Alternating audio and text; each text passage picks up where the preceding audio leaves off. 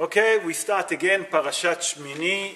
Parashat Shemeni, I just want to do introduction before we start. Parashat Shemeni starts that HaKadosh Baruch Hu command Moshe Rabbeinu, and Moshe Rabbeinu actually will see that he summoned Aaron and his son in the elderly of Israel. But we'll do introduction. In the year 2449 for the creation, in Aleph Sivan, the first of Sivan, Rosh Chodesh Sivan, Moshe Rabbeinu built the tabernacle, and he does not take it apart anymore until they're going to start again with the Masaot. Masaot is with the traveling. And how do they know when to travel? It's only when the cloud of glory start moving up above the tent of Israel, then they used to know that that's the time that they have to start taking down the tent, folding up all their goods, because they start marching. Okay, Aaron HaKohen, and the first of Nisan, 2449 years for the creation, start serving as a Kohen Gadol at the Mishkan. Not only that, okay, and that day that Aaron starts serving as a Kohen Gadol, his kids also start serving as a Kohanim. Our sages tell us that his wife Elisheva was the wife of Aaron HaKohen, saw 5 very happy things on that day. That's mean Rosh Chodesh Nisan, 2449 for the creation. 5 nice things happen on that day, besides many others that happen on Rosh Chodesh Nisan, in the month of Nisan. Number 1, that her brother-in-law, Moshe Rabbeinu, become a king of the Jewish people. Number 2, her husband become Kohen Gadol. Okay, Aaron become Kohen Gadol. His son, Eliezer, become a vice to his father as a Kohen Gadol, Sgan Kohen Gadol. Her brother, Nahshon, become a prince of his tribes, the prince of the tribes. And number 5, her grandson Pinchas become Mashuach Milchama. What it mean, Mashuach Milchama? It means that he been anointed as a Kohen, that he can lead the Jewish people to a war. So she saw that now her grandson can lead the Jewish people to a war. Although we all know, we read in the Parsha, she also saw one tragedy that Nadav and Avihu died on that time, that when they tried to bring Esh Zara. So, בעזרת השם נעשה ונצליח, והשם עלינו ברחמיו ירוויח. בעזרת השם, we're going to start the Parsha. ויהי ביום השמיני, קרא משה לאהרון ולבניו ולזקני ישראל. It was on the 8th day Moshe summoned Aaron and his sons and the elders of Israel. Okay, here we see that Moshe summons Aaron, the sons, and the elderly of Israel. Why? Rashi bring the Midrash Tanhuma that say that it was on Rosh Chodesh Nisan that Moshe Rabbeinu summons Aaron to start serving as a Kohen Gadol at the Mishkan by a command from HaKadosh Baruch Hu, obviously. And the main reason here that he summons everyone there, that other people wouldn't say, number 1, that Aaron decided to start serving by himself, and not only that, that no one can enter to serve in a tabernacle. Okay. In verse 2, ויאמר אל אהרון, קח לך עגל בן בקר לחטאת ועי לעולה תמים והקרב לפני אדוני. He said to Aaron, take for yourself a young bull for a sin offering and a ram for an elevation offering, unblemished, and offer them before Hashem. Okay, so we have to understand the Torah tells us something very interesting. What does it say? ויאמר אל אהרון, קח לך. here Moshe command. What did he command them? Take for you. What does it mean, take for you? So to understand that, קח לך, Rashi HaKadosh say that Aaron actually was shy to start serving at the Mishkan, at the tabernacle. So he said to him, קח לך, because you so shy to start serving at the tabernacle as a Kohen Gadol, that's the main reason that HaKadosh Baruch Hu chosen you to start serving as a Kohen Gadol. So, why is that? Why it's so important? So, the Noda B'Yehuda. Who was the Noda B'Yehuda? Rabbi Yecheskel Landa. He born 301 years ago in Poland. And he was the chief rabbi of Prague, the city of Prague. And he said that the main reason that HaKadosh Baruch Hu told Moshe to command Aaron to start serving in Mishkan, why? Dafka, because he was shy. What does it come to teach us? It's come to teach us a very important thing. What our sages say, Bimkomcha yoshivucha. That means in a place that you're supposed to be, that's where you're going to be. It's not going to help if you try to manipulate, if you try to do any other tricks to get anything. If HaKadosh Baruch Hu decide to put you there, that's where you're going to be. No one else can manipulate. If HaKadosh Baruch Hu wants you to be the Kohen Gadol, or he wants you, lehavdil, to be the managing director, that's what you're going to be. And not going to help whatever other one else will do. Because to show us that everything from HaKadosh Baruch Hu. That's the Noda B'Yehuda. But the question is, been asked, why did Aaron was shy to start serving as a Kohen Gadol? What was wrong? So to understand that, we have to go to the Gemara in Masechet Yoma, in chapter 22, page 2, and the Gemara says like this.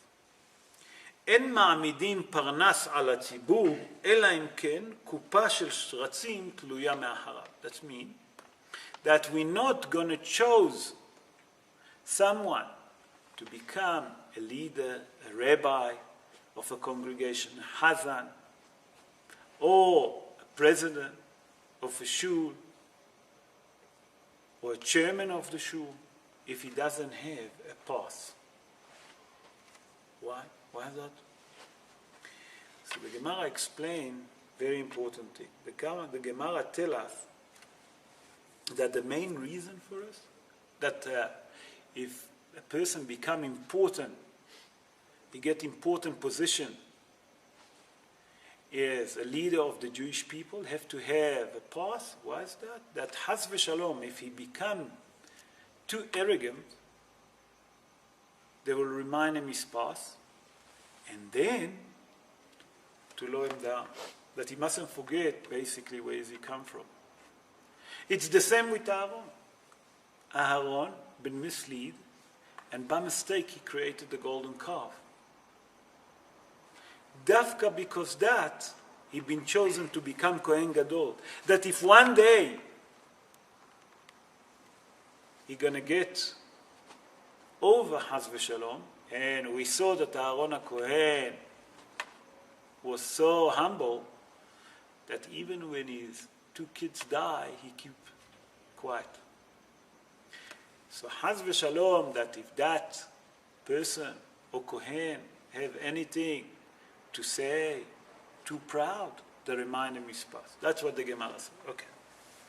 Rabbi Yaakov Baal HaTurim say, ask a different question. If we look at the continue of that pasuk, what it says?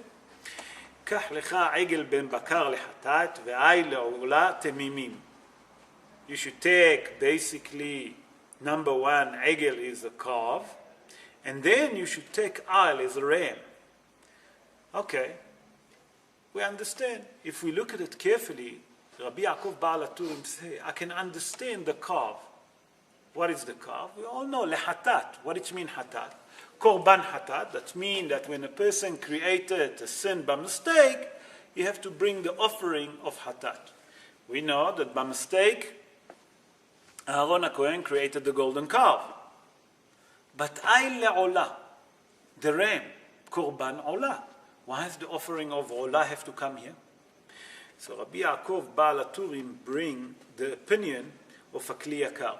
Who was the Kli Yakar? The Kli Yakar was Rabbi Shlomo Ephraim Milondwich. He born in Poland 464 years ago, and he explained that the main reason that Aaron have to bring Korban Olah, the offering of Olah, because what was Korban Olah come for? Number one, to thank HaKadosh Baruch Hu.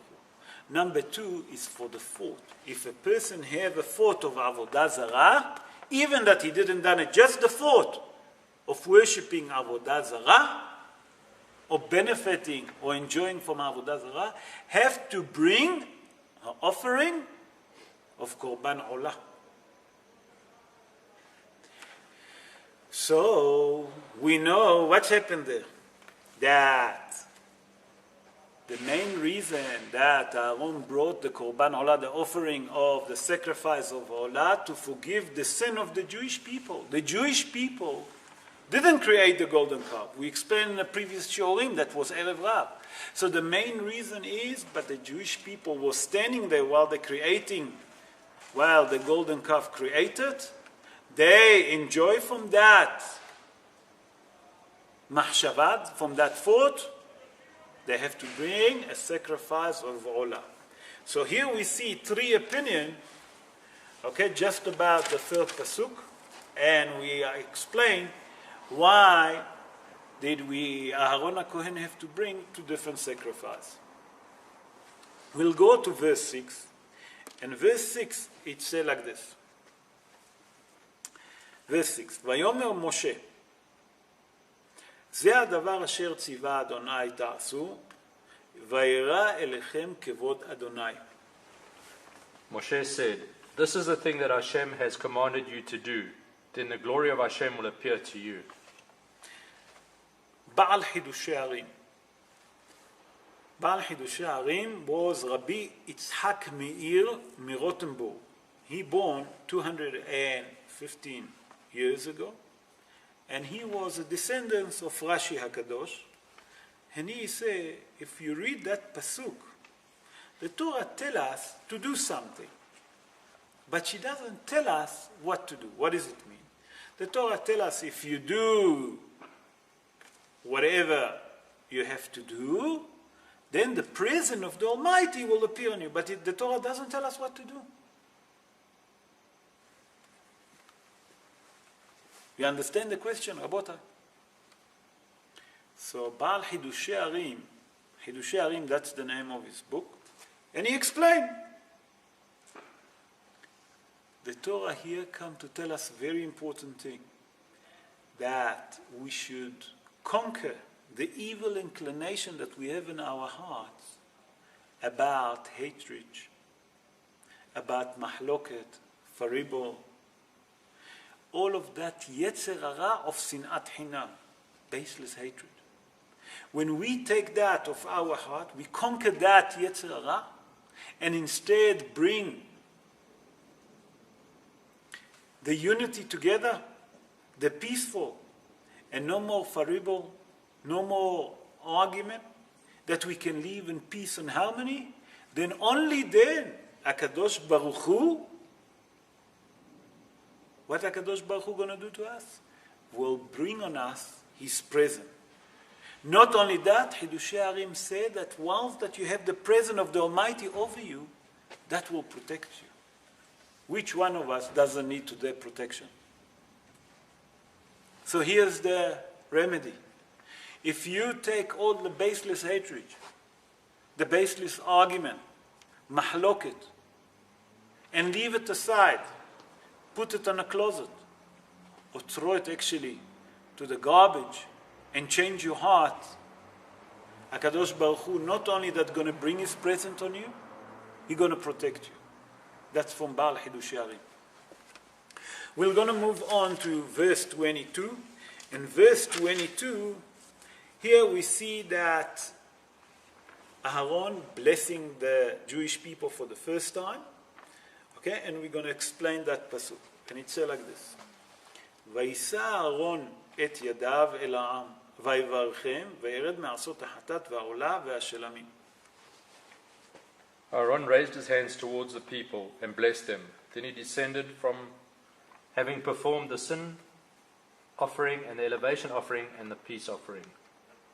Okay, here is the first time that actually Aaron as a Kohen Gadol blessed the Jewish people with the blessing of Birkat Kohanim. But if we read that pasuk, it say Yadav. In the Sefer Torah, it's actually say Yado. The letters U is missing. Why? What does it come to teach us? To understand that, okay, there is a Kabbalistic explanation to it, and we're going to bring the source that it's halacha today. What's the reason for it? So the Zohar say, Rabbi Shimon Bar Yochai wrote in the Zohar, that when the Kohen Gadol, that it was at that time Aharon HaKohen, when he blessed the Jewish people, it say Yado. What it mean Yado? That his right hand was a little bit higher than the left hand. So the Zohar explained from here, we're learning halacha, that when the Kohanim today bless the Jewish people, the right hand should be higher than the left hand. Okay? And that's, by the way, Paskin leHalacha and Shulchan Aruch, if people want to check it up, Orach Chaim 128, Siman 128, Sa'if Yud Bet, that means Sa'if 12. Okay, but what's the reason for it? So the Zohar explained that the main reason for it is to show Hasadim. Hasadim is kindness. So what does it mean? To show that Midat HaChesed is higher than Midat HaDin. We know that the left always show the Midat HaDin, the judgment, and the right show Hasadim, that means mercies. It's come to tell you when you bless the Jewish people, should be Midat HaChesed on him, that means the kindness. That they should have a lot of mercies on us when they bless us. If we look at Birkat Kohanim, we'll see that there is 3 different brachot there. The first bracha, Yevarechecha Hashem v'yishmerecha. The second one, Ya'er Hashem panav elecha. And the third one, Yisa Adonai panav elecha v'yasem lecha shalom. So Rabbi Yaakov Baal HaTurim tell us that the main reason that Aaron blessed the Jewish people with those 3 was, number 1, because he brought the Korban Hatat for the first brocha. The second one was Korban Olah for the 4th. And the third brocha, Korban Shlamim. So for 3 sacrifice that Aaron brought, that he mean that he sacrificed on an altar that he himself brought, 3 different sacrifices. He blessed the Jewish people for 3 different brachot. But we have to understand what's happening behind it. What does it come to teach us? For everything that the Torah tells us, there is a moral. We say that the Torah is a book of manual. Rabbi Naftali Mirovitch, that born 254 years ago, and he was the student of the Hosea Miluvlin, and also the student of the Magid Mikozovitz. He said that from the word that he said, Vayvarechem, what it means Vayvarechem, and he blessed them. What it means and he blessed them? He said from here you learn that the same like Aharon HaKohen blessed the Jewish people without taking money, when people come to a rabbi to bless him, to get blessed, or to get a blessing, not to charge money. And why did I brought that? I brought that specially because many people I heard lately that say, when we go to a rabbi, they ask for money. The reason that I brought it, that when you go to a rabbi to be blessed, a rabbi obligated to bless you without taking money.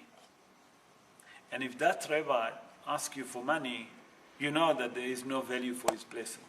So don't waste your time going for those that care about their pocket.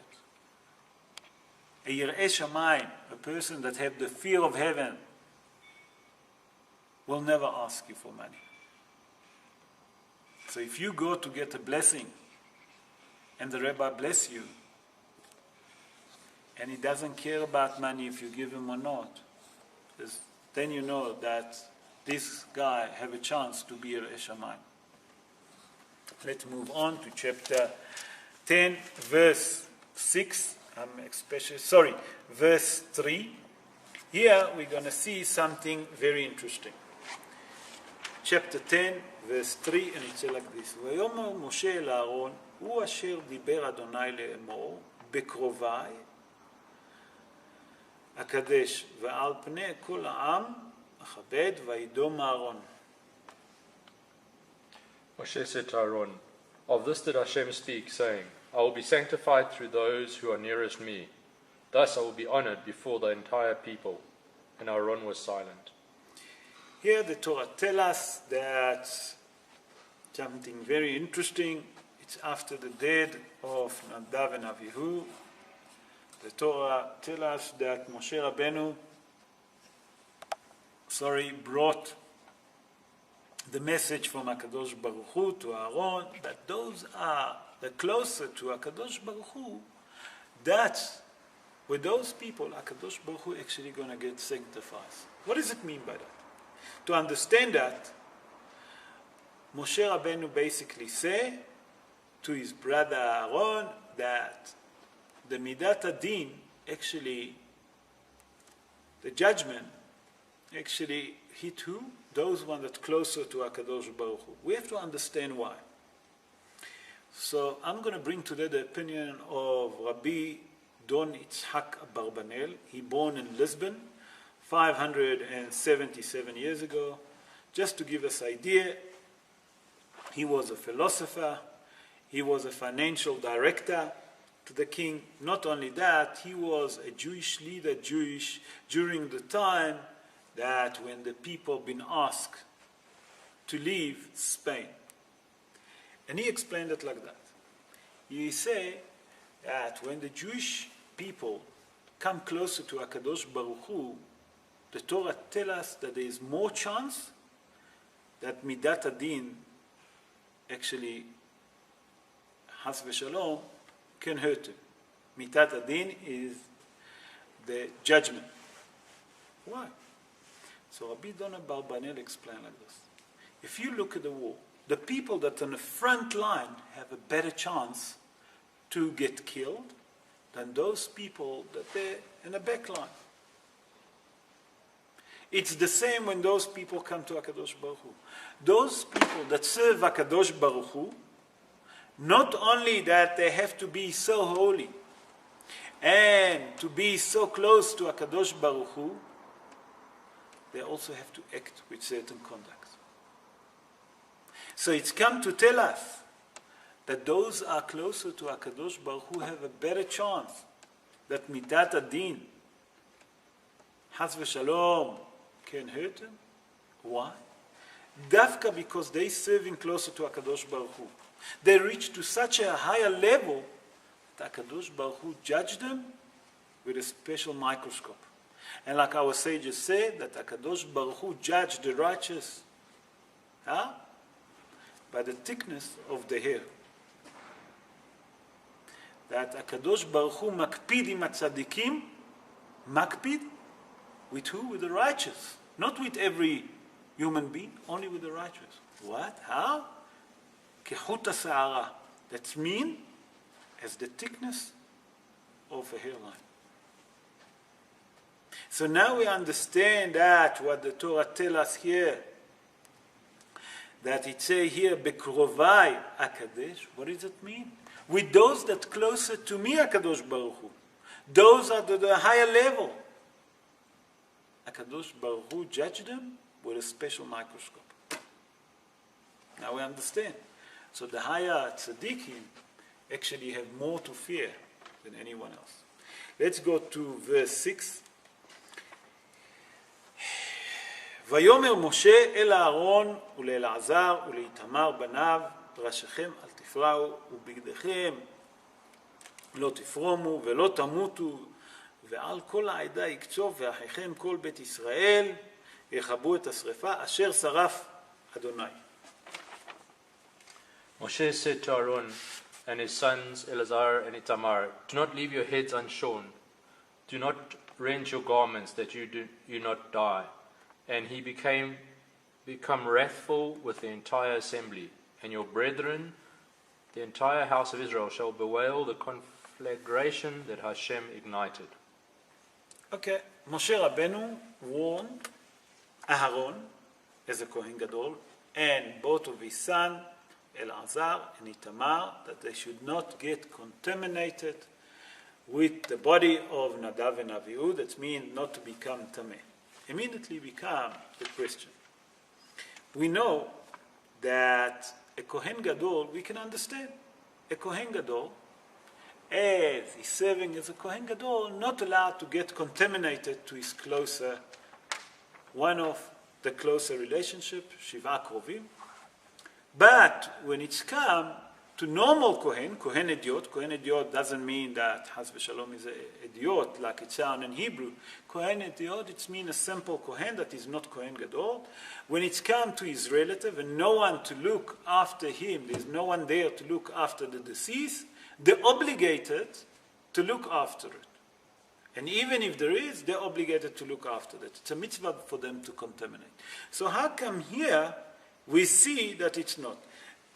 Just for a source for us to understand, the Gemara in Masechet Zvahim, page 100, page 1, tell us that they're obligated, actually, it's a mitzvah for them, okay, to get contaminated to one of their relatives, especially if it's the brothers, so they're obligated to get contaminated. How come that here, in our Parsha, they're not allowed? So to understand that, I brought a source from the Maharhu, Rabbi Haim Vital. He was a student of the Ari HaKadosh. And he brought a book, Etz Hadaat HaTov. And his book, Etz Hadaat HaTov, he said that the main reason that also Eleazar and Itamar wasn't allowed to contaminate it to the brothers, because Shemin Mishhat Hashem, that means that the oil that they've been anointed by the Almighty was on them. And they was considering as Kohen Gadol, and because it was on them, they would not allow to be contaminated to Eleazar and Itamar. I'm going to bring now another opinion of Sefer Baal HaChinuch. Sefer Baal HaChinuch been written by Rabbi David Levy. He was from the city of Barcelona.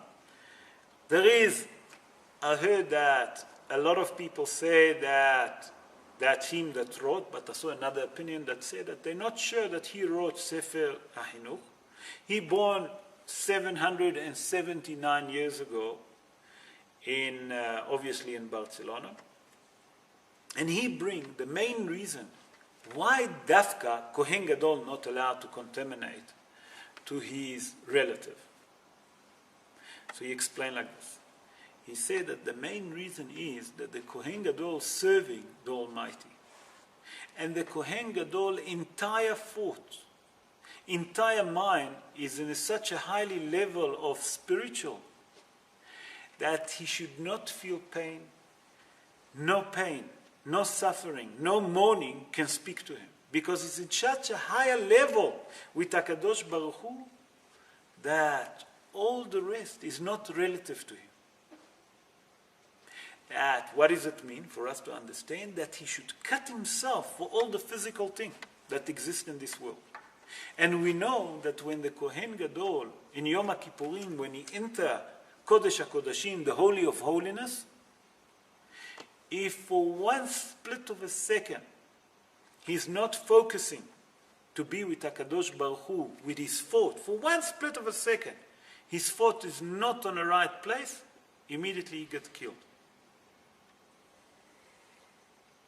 Now we can understand why the Kohen Gadol not allowed to get contaminated.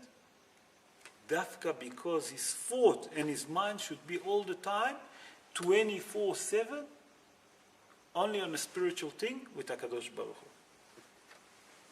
Hu. We go to verse 16, same chapter 10, verse 16. Here it says something very interesting. It says, "עת שעיר החטאת, דרוש דרש משה, והנה, והנה, שרף ויקצף על אלעזר ועל איתמר, בני אהרון הנותרים לאמור." Moshe inquired insistently about the he-goat of the sin offering, for behold, it had been burned, and he was wrathful with Eleazar and Itamar, Aaron's remaining sons, saying, That's it? Okay. So, Darosh Darash. What it means, Darosh Darash? I'm going to bring two opinions. The first opinion, I'm going to bring the Gaon Hida, Rabbi Chaim Yosef David Azulai, that we brought his history, that we know that he born in Jerusalem 290 years ago. We explained that. And he explained from that it said Darosh Darash. Here the Torah tells us, and we can hear from there, that if a person have a hidushim, that means that he can write commentary on the Torah, if he is on a level, if in that level that he can write commentary on the Torah, okay, and he wrote on the past, he can carry on writing. Not only that even what he already wrote a hidush, he wrote a commentary, and he have a new commentary, he can write. Rabbeinu Ephraim, okay, born 994 years ago, and he was living in Germany, and he wrote in his commentary to the Torah, it's come to teach us that from here we're learning that as much that a person can learn deep into the Torah, and even that the old sages wrote a commentary and he have a new commentary on the same pasuk or on the same opinion, he's entitled to write. As long that hidush, obviously, have to be Leshem Shamayim, and it have a sense, not like people making hidushim from his own mind, and they're not Talmidei. As long that he's a scholar, student, he can write it. We're going to move to verse 11, chapter 11, verse 7. Okay, and here we're going to speak about the pig. ואת החזיר כי מפריס, where is it? I lost it. ואת החזיר כי מפריס פרסה הוא, ושוסע ססה, פרסה, והוא גרה לא יגור, טמא הוא לכם. And the pig, for its hoof is split, and its hoof is completely separated, but it does not chew the cud, it is unclean to you. Okay, here the Torah tells us that the hazer, we're not allowed to eat it because it has a split hoof, but it doesn't chew his cud. Okay. So the Midrash tells us, we all know what the Midrash tells us, that when HaKadosh Baruch Hu, when the Mashiach come, the hazer is going to be kosher to eat. How can it be? If it's not kosher now, how can it be kosher?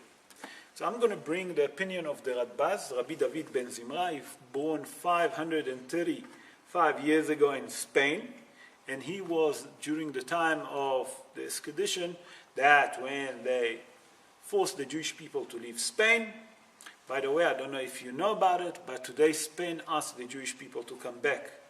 What does it teach us? Whenever the Jewish go, they bring prosperity to the country. They leave, the country go down.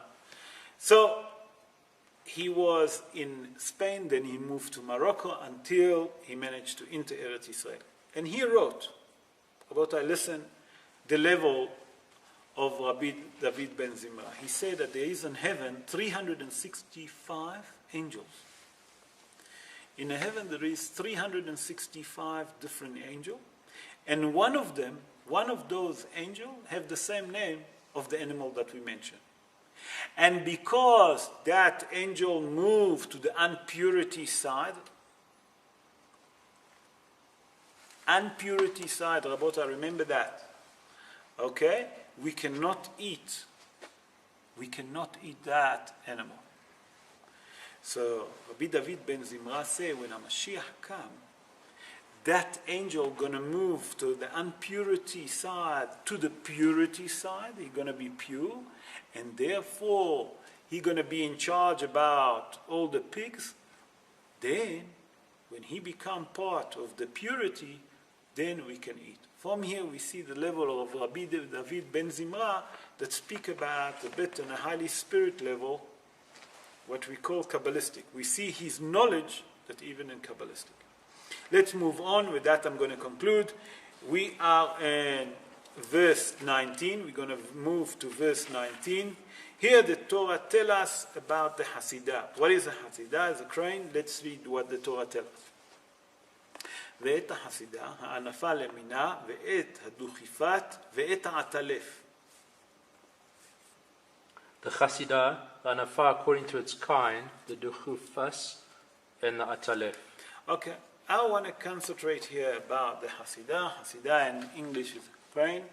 What does it mean? The Gemara in Masechet Hulin, page 19:1, tell us that why did they call the Hasidah? שעושה משום שעושה חסד עם חברותיה במזונות. That means, Hasidah, it's מלשון חסד, kindness. They called her Hasidah. And she do kindness with her friend with food. So our Mefarshim say, if that's the case, why she's not kosher? She's doing kindness. So the Rambam explained that.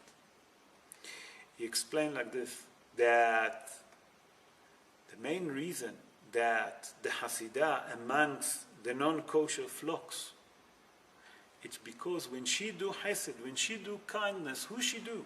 What the Midrash say? With Havrotea, with her own friends. And she give them fruit. But if you're not amongst her friends, she wouldn't share with you. So the Rambam explained, by the way, the Rambam that born 889 years ago in Spain, he said, true, the Hasidah do that kind of kindness with who? With a friend. But when it's come to other people, that not amongst her friends, not on a list, she ignored them. She doesn't share with them. What does it come to teach us? And with that I'm going to conclude. Come to teach us, the Torah come to teach us that even when you have people that not amongst your member, they're not friend of yours, when it's come to Hesed, you're obligated to do. And if you don't do it, Has v'shalom, you don't want to be part of the Hasidah. Even that they call the Hasidah kindness and she do, we obligated to do kindness, not only with friends, with everyone. Shukra.